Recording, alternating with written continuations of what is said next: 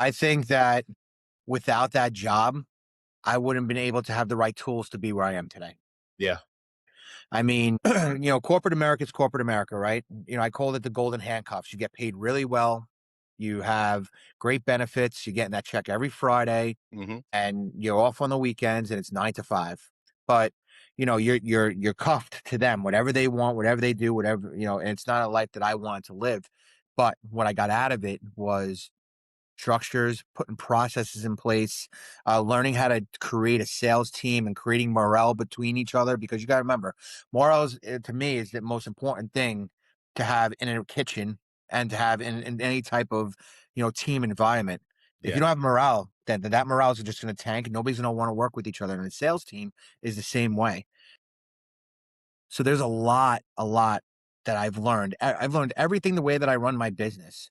I've learned from corporate America. And I'm super thankful for that because I think a lot of restaurateurs or business owners, what they can lack is one could be excellent as a chef, but terrible as back office and running the business.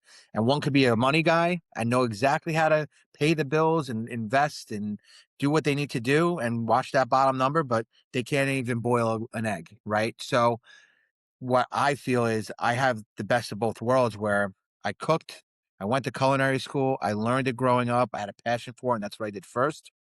And then I got all my real life, learning from working in corporate America.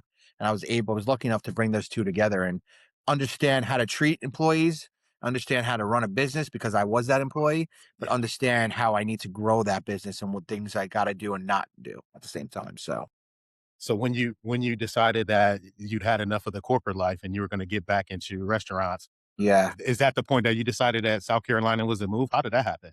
Yeah. So No, it's a that's big a little move. ways. Yeah, that's a Yeah, big it's a move. big move. So up in New York, there was a lot going on during COVID. I was having a lot of stuff going on with me personally, and I wasn't happy with where I was. And, my family recently moved down to Myrtle Beach, South Carolina. My Okay. brother moved down to Richmond, Virginia. Everyone pretty much moved out of New York, and I was the only one up there. And once COVID happened, New York just changed. Long Island changed. Just everything just changed so much. And I didn't want that. I wanted to start fresh. I wanted to start new. And I met a girl, my girlfriend. It was my wife now. Oh, she went to school down here. She loves South Carolina. My parents were down here. I wanted to be close to the family. So I said, you know what? Let's just get out of New York. Let's get out of here and move down south.